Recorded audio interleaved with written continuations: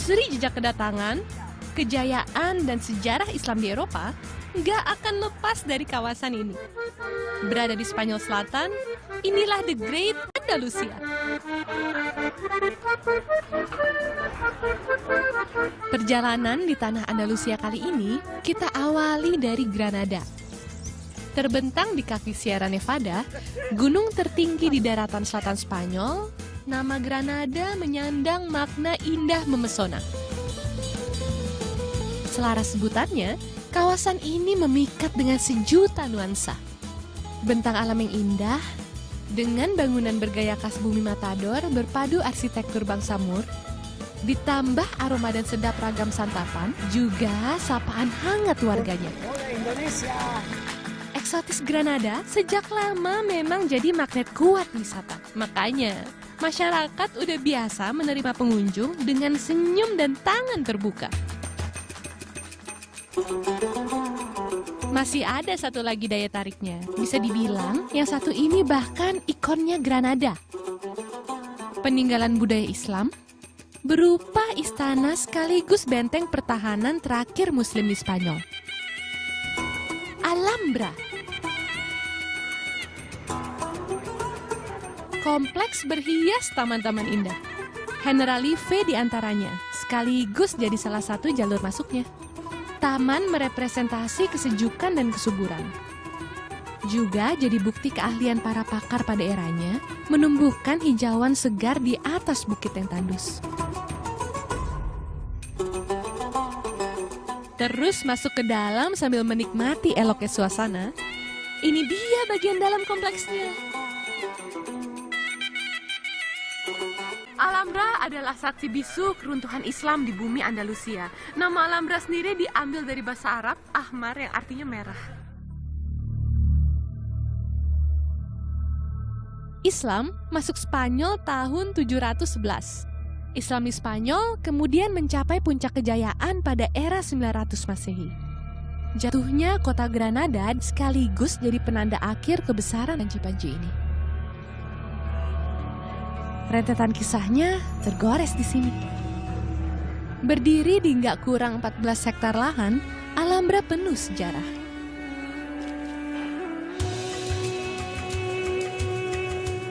Bangunannya pun indah dan megah. Itu sebabnya Alhambra menarik banyak pengunjung. Untuk sejumlah alasan, pengelola membatasi jumlah kunjungan maksimal 8.000 orang per hari. Sementara, di musim-musim ramai wisata, permintaan tiket jauh di atas ini.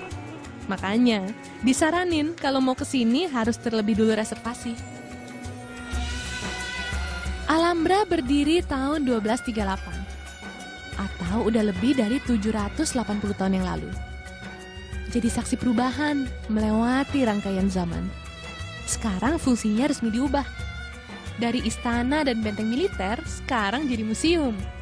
Namun nafas dan pesan kebesaran Islam sampai kini masih tetap terasa sekali di sini. Di Courtyard des Myrtles misalnya, area ini merupakan refleksi dunia dan akhirat.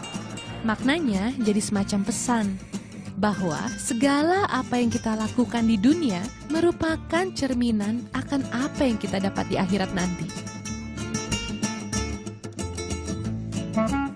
Ada juga Istana Singa Palacio de los Leones. Pekarangannya full marmer, berhias air mancur dikelilingi 12 figur singa. Inilah yang kemudian jadi sebutannya. Kalau ini Nasrid Palace atau Istana Nasrid. Bertahta kaligrafi, sebagian tembok istana juga berornamen detail geometris, ciri peradaban Arab di masa lampau. Kaligrafi dan Asmaul Husna mengelilingi keindahan kawasan Alhambra ini. Dan salah satu yang paling bikin saya takjub adalah ada jendela kecil di tengah. Itu adalah tempat istirahat sultan. Yang di sekeliling jendelanya itu dikelilingi ayat kursi yang diukir di sekitarnya. Tujuannya adalah untuk mengingatkan lagi seisi penghuni istana bahwa hasbunallah wa ni'mal wakil. Kita harus selalu cukup hidup hanya dengan Allah. Gemilangnya Islam di masa lampau, kini ingin dibangkitkan kembali oleh Muslim generasi muda Granada. lewat berbagai media dengan berbagai cara. Wafa misalnya, memilih melakukannya lewat dunia yang dicintainya, wisata. Wafa adalah imigran muslim asal Maroko. Dia sudah tinggal di Granada selama 11 tahun. Cukup lama belajar dan jadi pemandu wisata.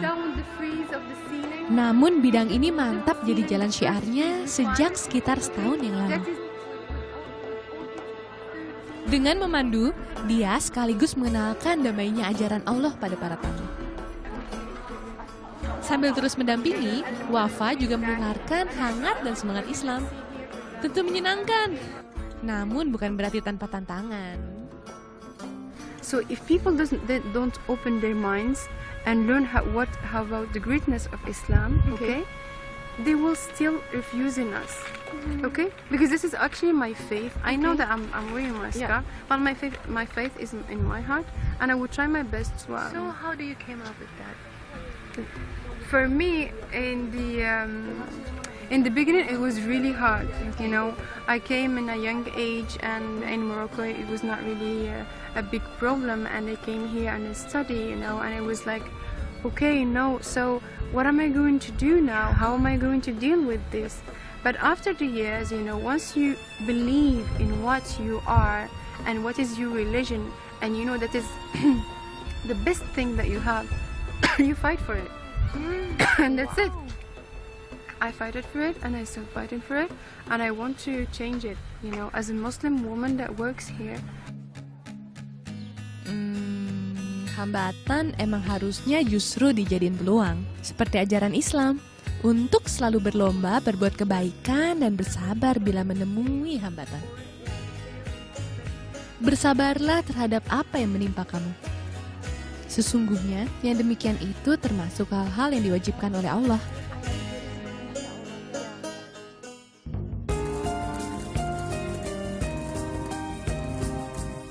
Granada pernah berjaya di era gemilang Andalusia. Pada benteng dan istana Alhambra, serta pada yang terhampar dari atas sini, terlihat jelas jejak-jejak itu nyata. Yang di depan saya ini adalah kota Al-Baisin. Dan kalau kita lihat dari atas, bentuk kotanya itu seperti labirin, dan itu ada fungsinya loh. Pada zaman dulu, bentuk seperti itu berguna untuk mengecam musuh yang akan datang dan menyerang. Oke, before saying hello to the city, time to touch up. Al-Baisin dari atas sini cantik sekali. Dan tempat ini memang salah satu spot paling tepat untuk menikmatinya. Di bawah sana lebih banyak pesona lainnya yang siap langsung menyapa.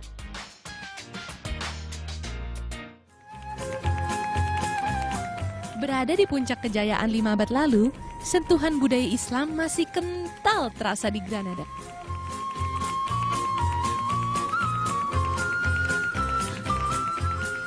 Di Al-Baisin misalnya, terkenal sebagai rumahnya warga muslim di Spanyol, mayoritas penghuni Al-Baisin memang imigran dari Afrika Utara.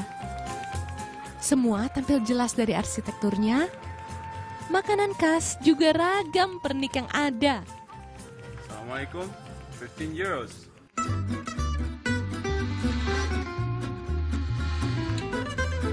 Mau lihat langsung semua? Datang aja ke Al-Khaiteria. Pasar tradisional ini sudah ada sejak abad ke-14. Buka tiap hari, mulai jam 11 pagi, pasar dulunya punya peran penting dalam sektor perdagangan di Granada. Sekarang juga penting. Penting bagi yang nyari oleh-oleh. Karena ini salah satu sentranya. Bismillahirrahmanirrahim. Bismillah. Alternatif lainnya untuk urusan ini, ke pasar Caldereria. Nah, yang jadi khasnya tuh ini diantaranya. Hiasan berbahan kulit dan perak. Terutama yang bertoreh ukiran kaligrafi seperti ini. Bagus ya? Hiasan kayak gini ada beberapa sih yang bikin. Tapi yang khas adalah buatan tangan seorang muslim Spanyol yang memang ingin menampilkan identitas Islam lewat karyanya. Ini dia workshopnya. Dan ini dia senimannya, Ihsan Razak. Ihsan sudah mengenal seni kerajinan perak sejak usianya masih 10 tahun. Kemudian, ia mantap hanya membuat desain bernuansa Islami. setelah menemukan sebuah koin perak peninggalan kekhalifahan Umayyah di meja kerja ayahnya. Pada sekeping koin itu, dia merasa bisa melihat gambaran besarnya Islam. Ihsan pun ingin bisa menghadirkan rasa serupa pada penikmat karyanya, sekaligus menebarkan damai pesan Islam lewat seni. So, Ihsan, I see you as a Muslim woman. You make a lot of jewelry with your hands with the lafaz in it. What kind of message you want to spread? Well, the Islam just came here in Spain like 40 years ago, and we didn't have so much identity like a Muslim, and was really complicated to find something that show the beauty of Islam. No? Then I know that many people have so much knowledge about Islam. They can show the beauty by words, but I had the quality to do in the art. Then I started doing jewelry for the Muslim here in Spain.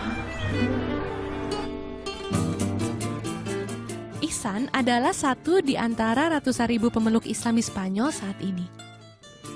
Tinggal di negeri di mana Islam perajaya, kini warga Muslim tengah berupaya menegakkan kembali kebesaran ini.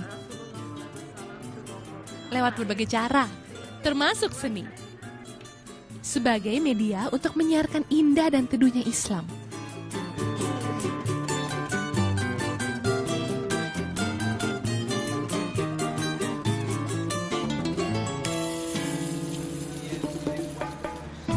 Karya perajin Granada salah satunya dihadirkan di sini. Galeri milik Munira. Munira adalah perempuan Muslim pertama yang menjadi pengusaha di Granada pasca masuk ke Islam kembali di bumi Andalusia.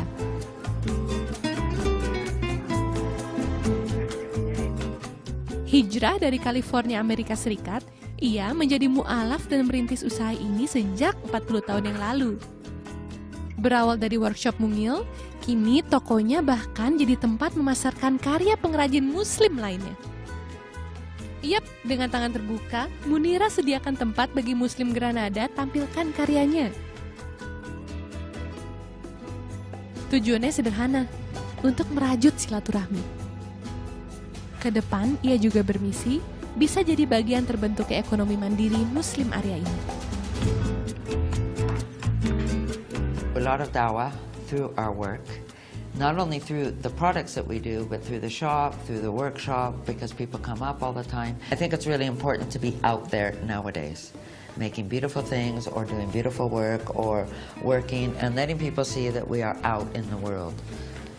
Yeah, I mean, 20 years ago, I think I might have been the only woman in business in the community, or amongst my friends and that, no? And now there's lots of young girls, and a lot of the young ladies have passed through my workshop, and I know that I've helped them a lot. Namun pada dasarnya, apa yang dilakukan hanya berpegang pada satu. Nasihat Rasulullah. Bahwa sebaik-baiknya manusia adalah yang paling bermanfaat bagi orang lainnya.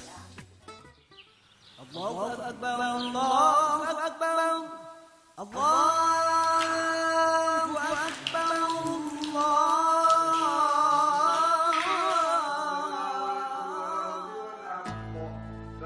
Bukti geliat Muslim di Granada terwujud salah satunya di masjid ini. Setelah ratusan tahun berlalu, Muslim Granada sukses mendirikan Mezquita Mayor de Granada.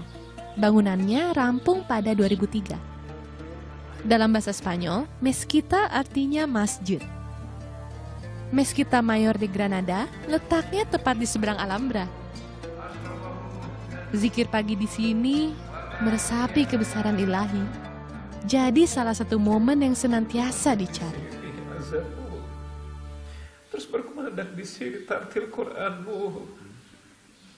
Ya Allah, ya Sami, ya Basir. Saksikan ya Allah. Kami berusaha untuk melihat kebesaran-Mu di Andalusia ini, ya Rabb.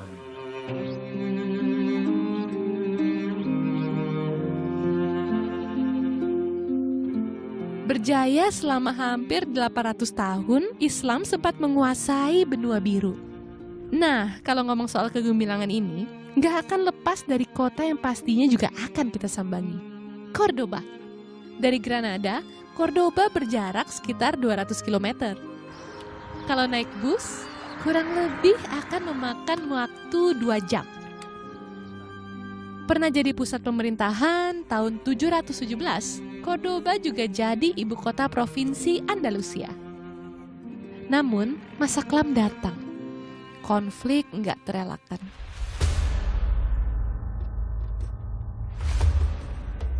Sekarang, sejumlah jejak sejarah masih tersisa.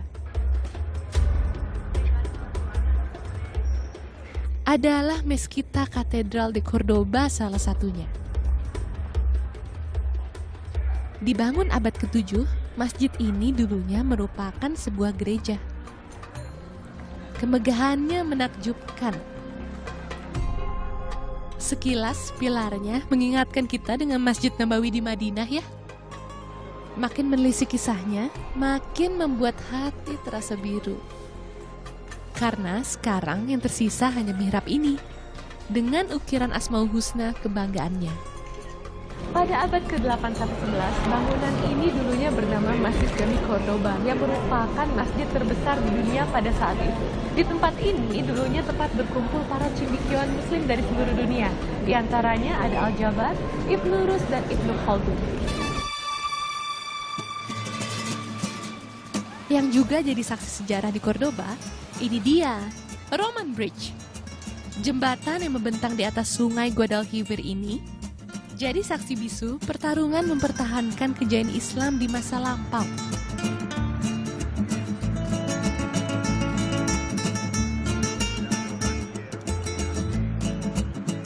Kun fayakun.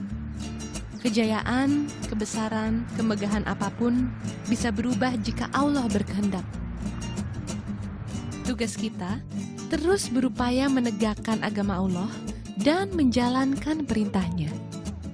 Hanya Allah yang menguasai langit dan bumi dan apa-apa yang ada di antara keduanya. Maka sembahlah Dia dan berteguh hatilah dalam beribadah kepadanya.